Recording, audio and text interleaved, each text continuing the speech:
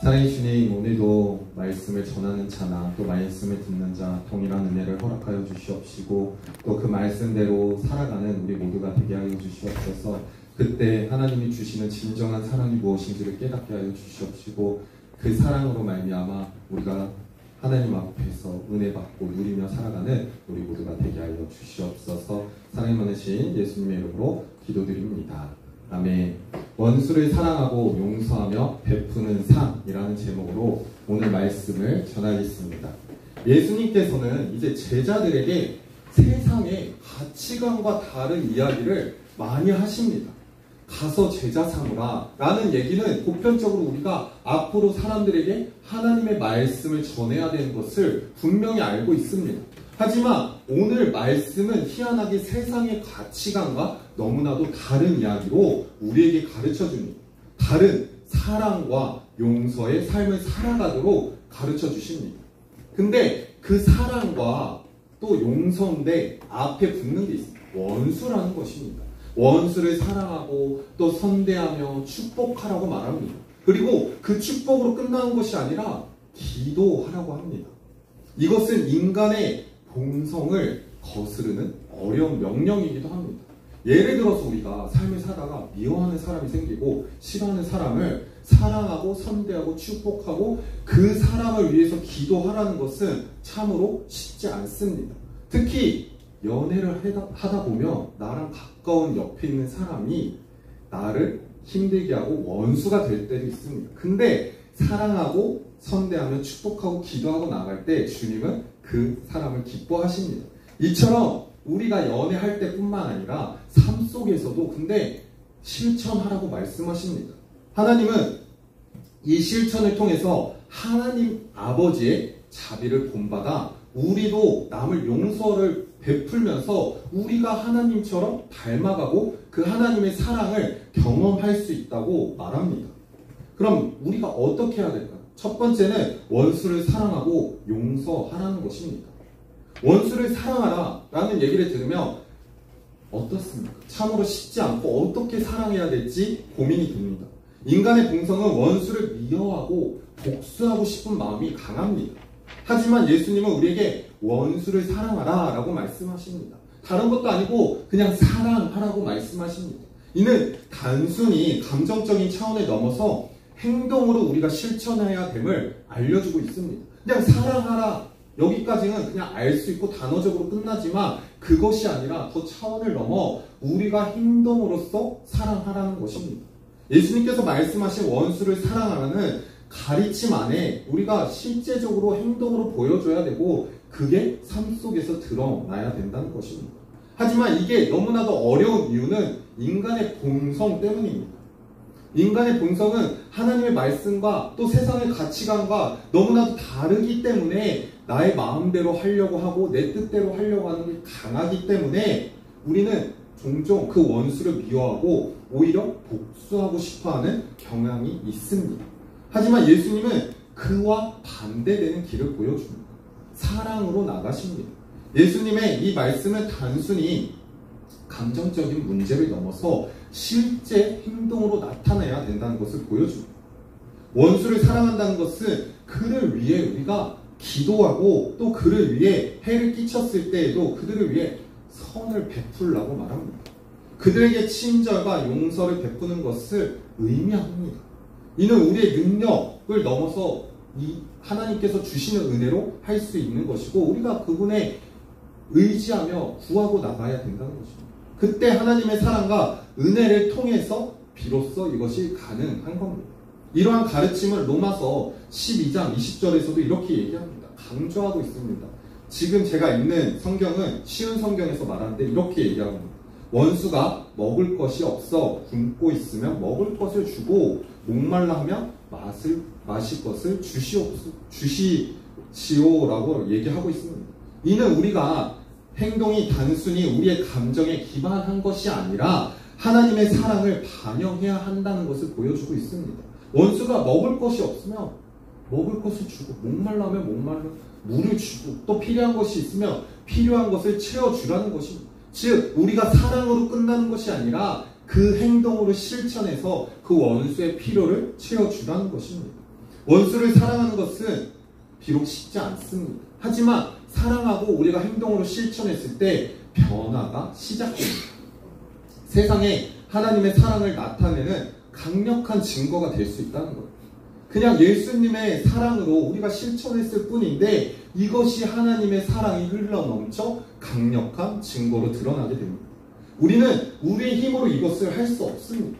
우리의 힘으로 하려고 하면 도저히 원수를 사랑할 수 없어요. 오히려 더 힘들고 어렵습니다. 하지만 성령님의 도우심을 통해 이를 실천할 수 있음을 우리는 깨닫고 온전히 주님 앞에 맡겨드려야 되는 것입니다. 하나님께서는 우리의 마음을 변화시켜 줍니다. 모든 것을 주님 앞에 구하고 나가면은 분명히 주님께서 필요할 때 그때에 맞춰서 분명히 들어주십니다. 이처럼 내가 싫어하는 원수, 내가 미워하는 사람들이 있다면 그 사람을 위해 기도하고 나아갈 때 분명 하나님이 나의 마음을 변화시켜 주십니다. 그때 원수까지 사랑하게 하시는 것입니다.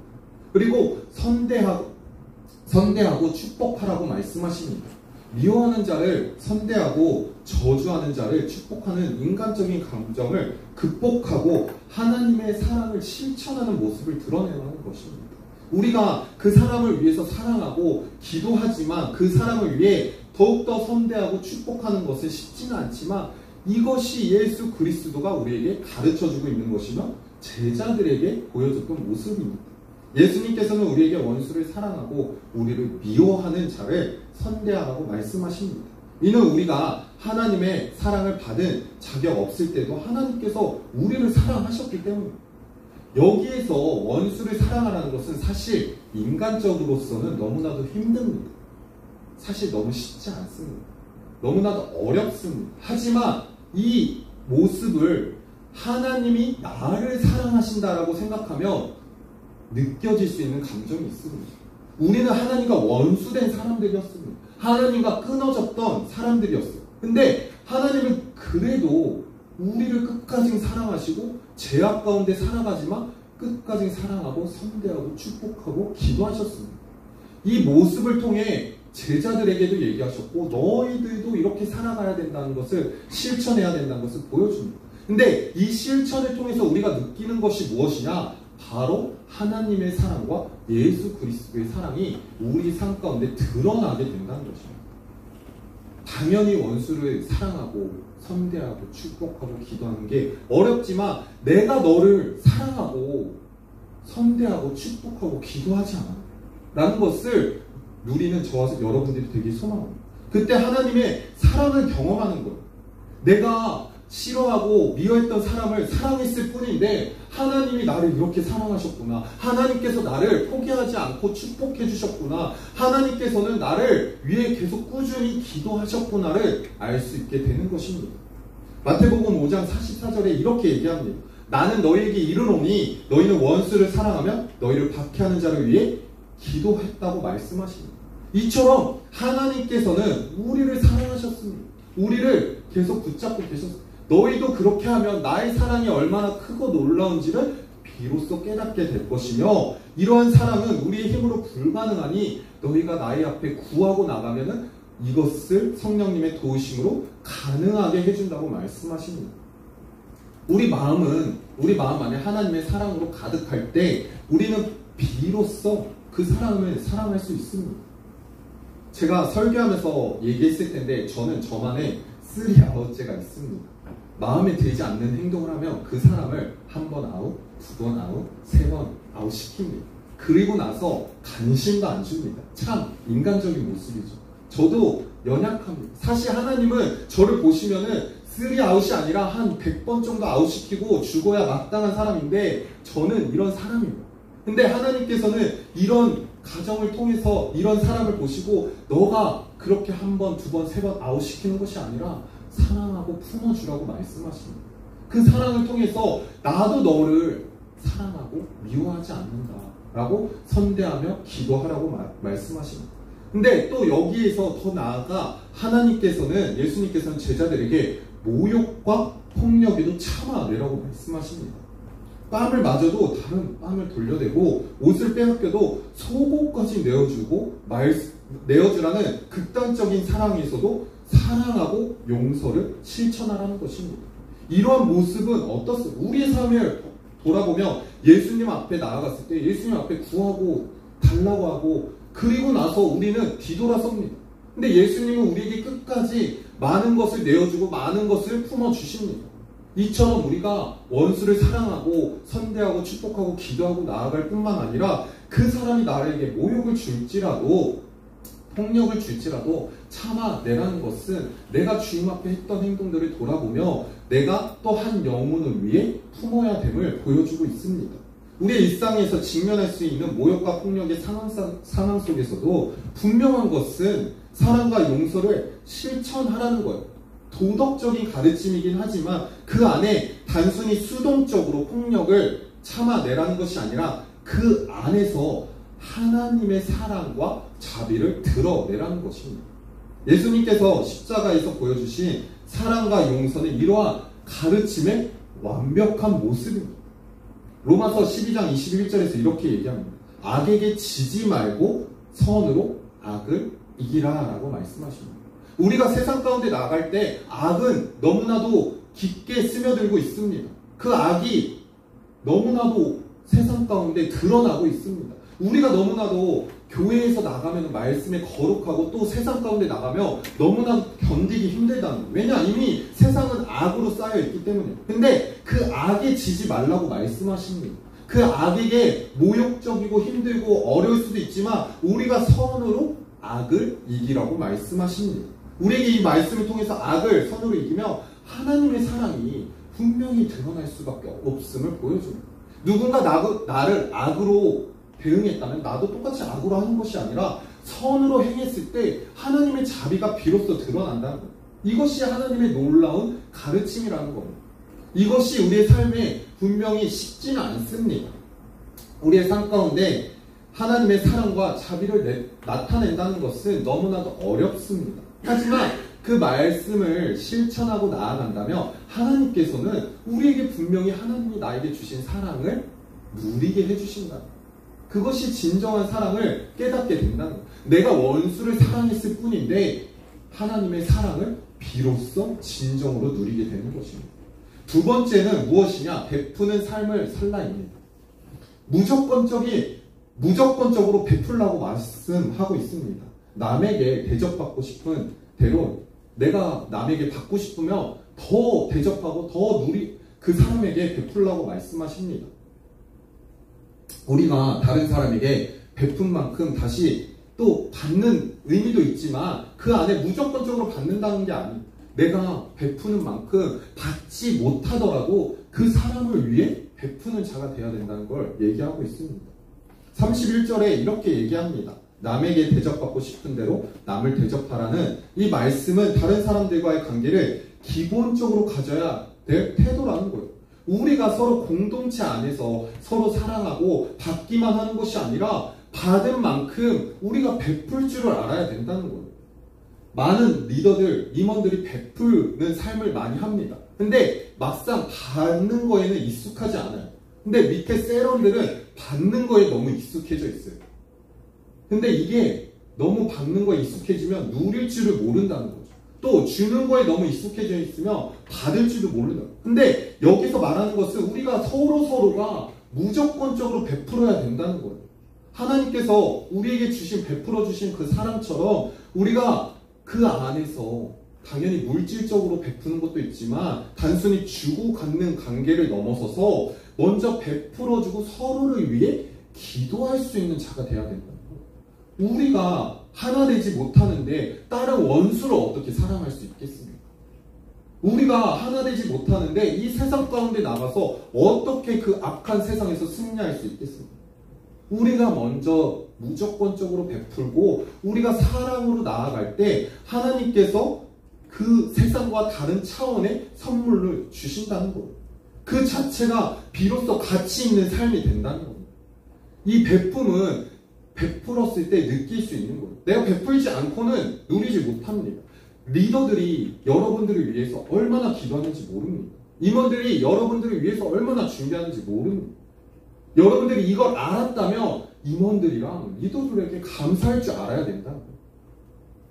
또 세런들은 열심히 나와주는 거에 리더들은 감사해야 합니다. 이 자리에 있는 게 얼마나 쉽지 않습니다. 또 힘들고 피곤하고 리더와 임원들도 피곤하지만 세런들이 이 자리에 있는 거에 감사하면 우리가 서로 베풀어주고 서로 아껴줄 수 있는 공동체가 되길 소망합니다.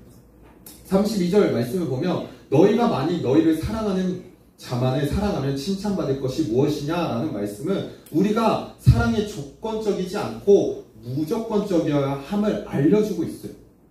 죄인들도 사랑하는 자를 사랑할 수 있지만 우리는 그 사랑을 실천해야 된다는 거예요.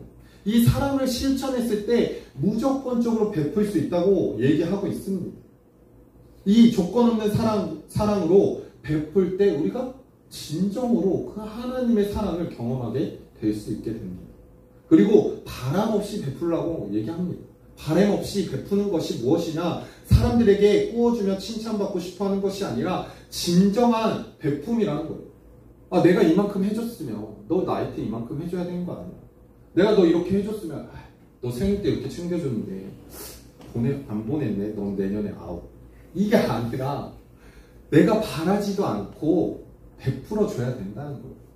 아, 저 사람이 나한테 뭘 챙겨주지 않았지만 그래, 나도 내가 먼저 챙겨주고 내가 먼저 아껴주자. 내가 먼저 말을 걸어주자. 우리 청년부에 왔는데 한 사람 내가 나랑 같은 셀이 아니지만 내가 먼저 다가갈 수 있는 베품이 필요하다는 것입니다.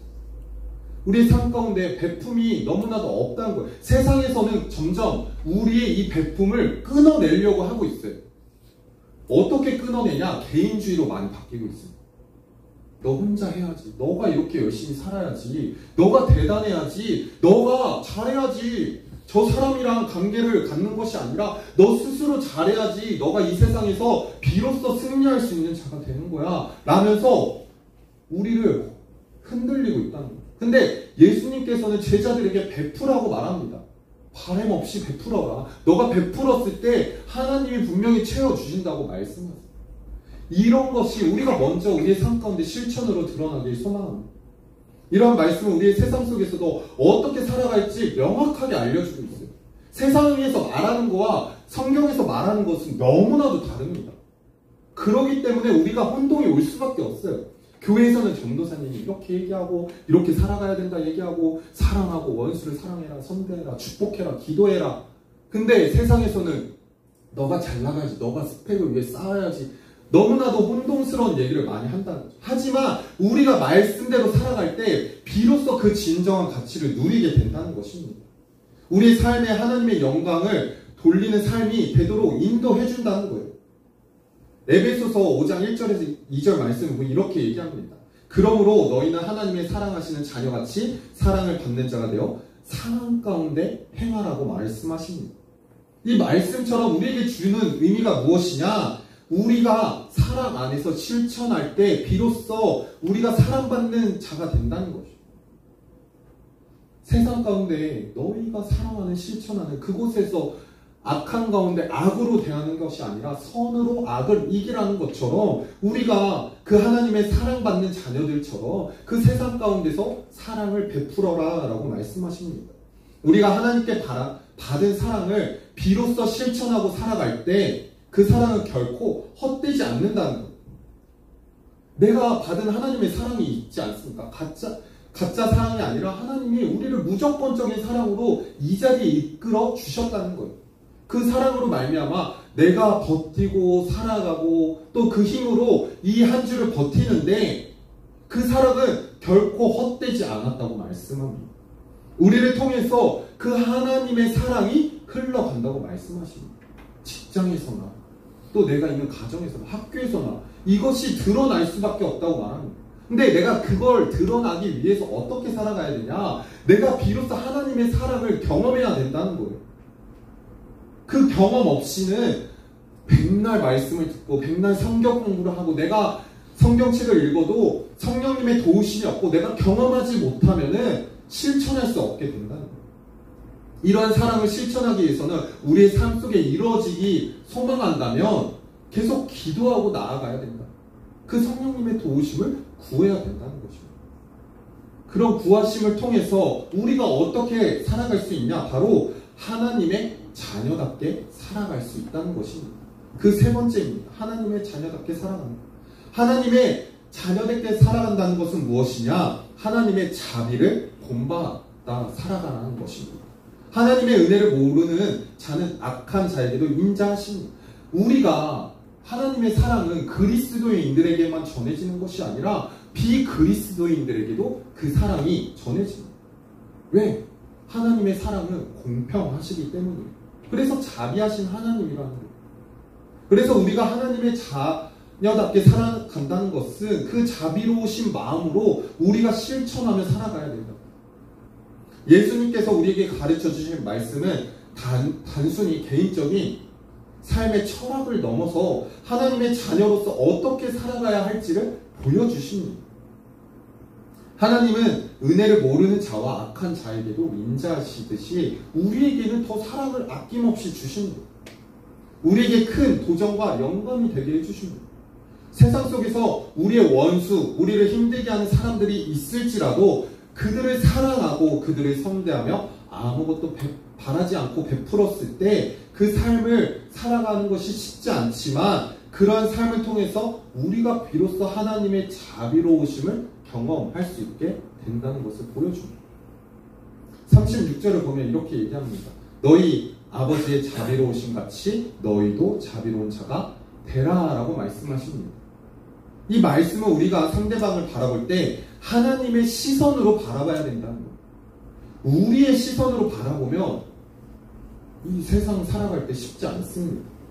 우리의 시선으로 보면 당연히 옳지 않고 이게 맞는 것 같을 때도 있고 우리가 맞다고 생각하는데 하나님의 시선으로 바라보면 너무나도 다르다는 거예요. 우리의 시선으로 바라보면 원수는 미워할 수밖에 없습니다. 그 사람의 모자른 모습만 보일 수밖에 없습니다. 하지만 하나님의 시선으로 바라보면 그 사람이 너무나도 안타까워 보입니다. 그 사람의 부족함이 보이고 그 부족함을 하나님이 너를 통해서 채워주시라고 말합니다. 나한테는 그 사람의 부족함이 보이지 않아요. 근데 내가 봤을 때 똑같은 사람을 보더라도 이 사람한테는 이런 부족함이 보이고 이 사람한테는 이러한 부족함이 보이는데 그것은 무엇이냐? 하나님께서 너가 이 사람을 채워주라는 거예요. 그 채워줌을 통해서 하나님의 본받는 자가 되라는 것입니다. 각자에게 주신 여러 가지 보여줌이 있습니다. 그 하나님의 시선이 있다는 거예요. 그 시선을 통해서 그 사람을 사랑하고 그 사람이 부족한 것이 무엇인지를 비로소 채워줄 때 하나님께서 나에게 채워주신 그 은혜를 누리게 된다는 것을 오늘 본문에서 말씀하고 있습니다. 그래서 너희가 아버지의 자비로우심으로 너희도 자비로운 자가 되라는 것은 비록 내가 하는 것 같지만 하나님의 도우심을 통해 큰 은혜를 누릴 자는 바로 나라는 겁니다. 자신. 우리의 삶 속에서 하나님의 자비를 실천했을 때 그분의 자녀된 삶을 살아갈 수 있다는 거예요. 우리가 사람을 사랑하고 실천하기 어려운데 어떻게 하나님이 나를 사랑하시겠습니까? 저도 앞으로 저만의 쓰리아웃을 없애고 하나님이 나도 얼마나 사랑하시는데 이런 것을 기준으로 삼는 것이 아니라 정말 사랑하고 돌보고 그 아웃을 정하는 것이 아니라 그 부족한 것이 무엇인지를 알려주고 변화될 수 있도록 하나님의 자녀된 모습으로 살아가는 것처럼 여러분들 삶 가운데서도 사람을 비판하고 욕하고 나아가는 것이 아니라 그 사람을 용서하는 자가 되길 소망합니다. 그래서 비판하지 말고 용서하라고 말씀하십니다. 다른 사람을 비판하고 정죄하는 대신 용서하라고 말씀하십니다. 우리의 삶에 종종 다른 사람을 비판하거나 정죄하려는 유혹을 받을 때가 많습니다. 사실 이건 너무 재밌어요. 우리를 너무나도 이야기 속으로 빠져들게 한다는 거죠. 이야기가 끊이지 않습니다. 근데 하나님께서는 그것을 좋아하는 것이 아니라 정죄하려고 하는 것이 아닌 용서하라고 말씀하십니다. 37절에 이렇게 얘기합니다. 비판하지 말라. 그리하면 너희가 비판받지 않을 것이요. 정죄하지 말라. 그리하면 너희가 정죄받지 않을 것이요. 용서하라. 그리하면 너희가 용서받을 거라고 얘기합니다. 그러니까 우리가 비판하면 똑같이 너희를 비판하는 자가 생길 거고 너희가 정죄하면 너를 정죄하는 자가 생겨나며 너가 용서를 하면은 용서받을 것이라고 얘기합니다. 이처럼 우리가 이 말씀을 통해서 깨닫는 것은 무엇이냐? 서로를 이해하고 또 서로를 포용하며 사랑으로 대하는 것. 때론 그 사람이 너무나도 보기 싫을 때가 있어요. 그냥 출근만 하면 또 만나는 사람, 그냥 길거리에서 봐도 그냥 반갑지 않은 사람들이 있다는 거예요. 하지만 내가 그를 이해하고 그를 포용하고 사랑으로 대하며 비로소 하나님이 나를 사랑하고 이해하고 포용하며 사랑으로 이끌어 주신다는 거예요. 내가 그 사람을 용서하지 못하면 하나님도 나를 용서하지 못한다고 말씀하십니다.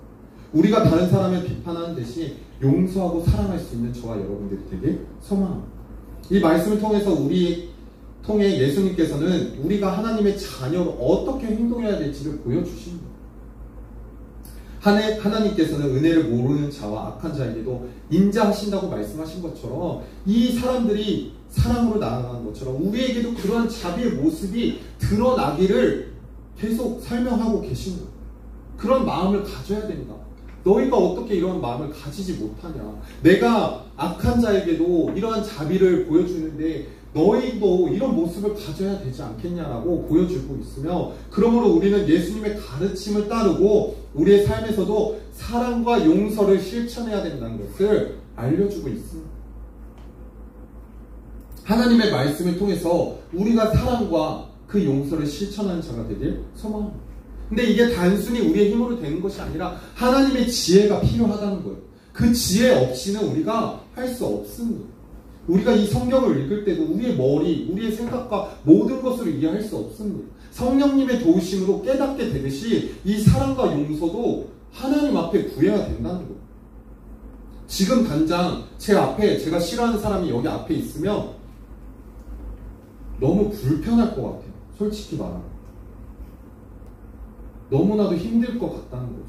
이런 원수를 사랑하라, 선대하라, 베푸는 삶을 실천하라는 말씀을 전하고 있으면서도 인간인지라 만약에 내가 싫어하는 사람이 앞에 있다? 그럼 쉽지 않을 것 같습니다.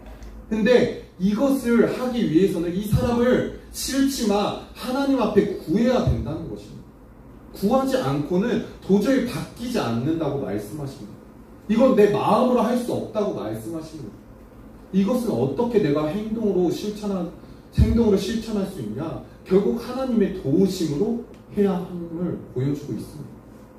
그럼 하나님과 함께 할 때 우리가 변화되면 우리에게 주는 것이 과연 어떤 것이 이루어지냐? 바로 베푸는 자에게 복이 있다는 것입니다.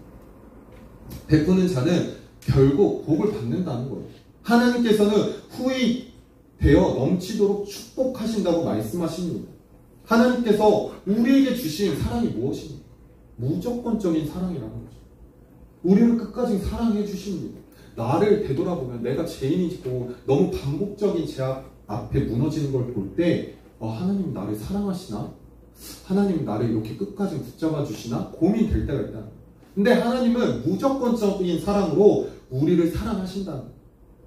근데 우리가 그 앞에서 넘어지고 힘들고 어려울 때 그 원수를 더욱더 사랑하고 나아가며 하나님께서는 더욱더 놀라우신 복을 주신다고 말씀하십니다. 더욱더 풍성한 축복을 우리에게 주신다고 말씀하세요. 그 축복을 누리는 저와 여러분들이 되길 소망합니다. 그 분의 은혜는 모르는 자와 악한 자에게도 분명히 동일하고 그 은혜를 아는 우리에게는 얼마나 더 크고 놀라운지 모릅니다. 그 아버지의 자비로우심을 닮아갔대 그 하나님의 은혜를 결국 우리가 누리게 된다는 것을 보여줍니다. 38절 말씀을 보면 이렇게 얘기합니다. 주라 그리하면 너희에게 줄 것이라고 말씀하십니다. 우리의 삶 가운데 나만을 위해서 살아가는 것이 아니라 하나님이 나에게 주셨던 그 사랑을 베풀고 나아가는 자들이 되었으면 좋겠습니다. 특별히 계속 이어서 우리가 구주의 사랑 전도 축제를 하는 것처럼 우리가 원수까지, 저의 원수는 또 한 명이 있는데 제 동생이 원수거든요. 말을 더럽게 안 들어요. 옛날에는 시키면 잘 들었는데 이제 머리가 커서 그런지 잘 듣지가 않고 형이 알아서 해 라고 하고 또 야 교회 가자 이러면 네가 전도사지 내가 전도사냐? 라는 얘기를 하면서 너나 잘 믿어라, 너나 말씀 잘 전하라 이런 얘기를 하는데 이처럼 동생이 원수가 될 때 있어요. 제가 거기 작정자에 제 동생을 썼습니다. 이처럼 우리가 사랑하는 사람도 전도를 하지만 사랑하지 않더라도 또 원수되는 사람이 있을지라도 그 사람을 위해 기도하고 나아가는 자들이 되길 소망합니다. 그때 우리의 삶 속에서 이러한 자비와 사랑이 비로소 느껴질 때 하나님이 나에게 이런 사랑을 주셨구나. 하나님이 나를 끝까지 사랑하시는구나. 나를 포기하지 않는구나를 경험하는 저와 여러분들이 되길 소망합니다. 오늘 말씀을 정리하겠습니다. 우리에게 세상의 가치관과 너무나도 다른 내용입니다. 원수를 사랑하라. 하지만 그 가치관을 넘어섰을 때 비로소 사랑과 용서의 삶을 살아가도록 하나님께서는, 예수님께서는 가르쳐 주셨습니다. 원수를 사랑하고 선대하며 축복하고 기도하는 것은 인간적으로는 너무나도 어렵고 쉽지 않지만 분명한 것은 하나님이 우리를 이렇게 사랑하셨다는 것입니다. 우리가 하나님 앞에 원수된 자였습니다. 하지만 하나님은 우리에게 사랑하셨습니다. 그리고 선대했습니다. 축복해 주십니다. 오늘도 축복해 주십니다. 그리고 기도로 우리를 이끌어 가십니다. 이처럼 우리의 삶 가운데 이번 한 주간 이 말씀을 통해서 우리를 진정한 사랑과 행복을 경험하는 저와 여러분들이 되길 축복합니다.